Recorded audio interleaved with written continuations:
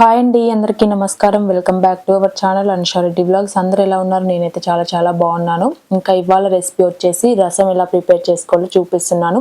Non veg వండుకున్నప్పుడు కూడా ఈజీగా ఇదైతే ప్రిపేర్ చేసుకుంటే చాలా టేస్టీగా ఉంటుంది. మనకు కూడా ఎప్పుడైనా హెల్త్ బాగాలేకపోయినా తినాలనిపించలేదు అన్నప్పుడు ఇలా రసం చేసుకుంటే చాలా బాగా నచ్చుతుంది. ఈ రసంతోనే అన్నం అంతా కూడా తినేయొచ్చు, అంత బాగుంటుంది. మరి అది ఎలా ప్రిపేర్ చేసుకోవాలో చూద్దాం. ముందుగా అయితే ఒక బౌల్ తీసుకొని చిన్న నిమ్మకాయ సైజ్ అంతా చింతపండు తీసుకున్నాను. ఫస్ట్ కొన్ని వాటర్ పోసుకొని ఒక్కసారి వాష్ చేసుకోవాలి. ఇది కొంచెం తీయగా కొంచెం పుల్లగా ఉంటుంది. నేను తీసుకున్న చింతపండు అయితే చాలా బాగుంటుంది. ఇలా ఉంటేనే మనకి రసం కూడా చాలా టేస్టీగా వస్తుంది. ఫస్ట్ వాటర్ వేసుకున్న తర్వాత మళ్ళీ ఒకసారి కొన్ని వాటర్ పోసుకొని జస్ట్ ఒక 2 minutes మాత్రం బాగా నానబెట్టుకోవాలి. తర్వాతనైతే చింతపండు రసం అయితే తీసుకున్నాను. నెక్స్ట్ ఒక బౌల్ తీసుకొని స్ట్రెయినర్ పెట్టుకొని రసం అంతా కూడా వడగట్టుకుంటున్నాను. తర్వాతనైతే చిక్కగా అనిపించింది నాకు రసం, అందుకని వాటర్ అయితే యాడ్ చేసుకున్నాను. ఇదైతే ప్రిపేర్ అయిపోయింది, పక్కన పెట్టేసుకున్నాను. ఇప్పుడు స్టవ్ ఆన్ చేసుకొని ఇలా ఒక చిన్న కడాయి పెట్టుకున్నానండి. కడాయి హీట్ అయిన తర్వాత ఆయిల్ వేసుకున్నాను. 1-2 tablespoon ఆయిల్ అయితే పడుతుంది.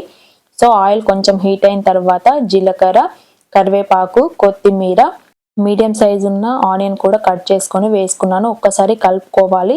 సో కరివేపాకు, కొత్తిమీర, ఆనియన్ అన్నీ కూడా బాగా ఫ్రై అయిపోయిన తర్వాత సాల్ట్ అయితే వేస్తున్నానండి. సాల్ట్ అనేది నేను రసంకి సరిపడా అయితే ఇప్పుడే వేసేసుకున్నాను. ఇంకా సాల్ట్ కూడా వేసుకున్న తర్వాత ఒక్కసారి కలుపుకొని 4 ఎండుమిర్చి తీసుకొని మధ్యలోకి ఇలా కట్ చేసుకున్నానండి. ఇప్పుడు ఎండుమిర్చి అయితే వాడుతున్నాను, ఇందులో పచ్చిమిర్చి అయితే యాడ్ చేయట్లేదు. ఈ రసానికి మెయిన్ ఇంగ్రీడియంట్ వచ్చేసి వెల్లుల్లి, జీలకర్ర ఇలా పచ్చగా దంచుకొని వేసుకోవాలి. అప్పుడే రసం అనేది చాలా టేస్టీగా వస్తుంది. పప్పు అయినా కూడా రసం అయినా కూడా మెయిన్గా అయితే వెల్లుల్లి వేసుకుంటేనే బాగుంటుంది. ఇంకా పసుపు కూడా యాడ్ చేసుకొని ఒక్కసారి కలుపుకున్నాను. అన్నీ కూడా బాగా ఫ్రై అయిపోయిన తర్వాత ముందుగా ప్రిపేర్ చేసుకున్న చింతపండు రసం కూడా వేసుకుంటున్నాను. ఇందులోకి మెంతుల జీలకర్ర పౌడర్ కూడా కొంచెం వేసుకున్నానండి. నెక్స్ట్ పులుపు బ్యాలెన్స్ కావడానికి అయితే బెల్లం ముక్క కూడా వేసుకున్నాను, చిన్న బెల్లం ముక్క. జస్ట్ ఒక 2 minutes మాత్రమే మరిగించుకోవాలి. ఈ రసం అనేది ఎక్కువసేపు అయితే అస్సలు మరిగించుకోకూడదు, ఎందుకంటే టేస్ట్ అనేది పోతుంది. సో రసం అనేది ఇలా ప్రిపేర్ చేసుకుంటేనే టేస్ట్ బాగుంటుంది. అన్నం మొత్తం కూడా ఈ రసంతోనే తినేయొచ్చు, అంత కమ్మగా ఉంటుంది. ఒక్కసారి టేస్ట్ కూడా చూసాను, ఉప్పు, కారం, పులుపు ఎలా ఉంది అనేసి. చాలా టేస్టీగా ఉంది. సో మరెందుకు ఆలస్యం, మీరు కూడా తప్పకుండా ట్రై చేయండి. ఈ రెసిపీ మీకు నచ్చినట్టయితే లైక్, షేర్ అండ్ సబ్స్క్రైబ్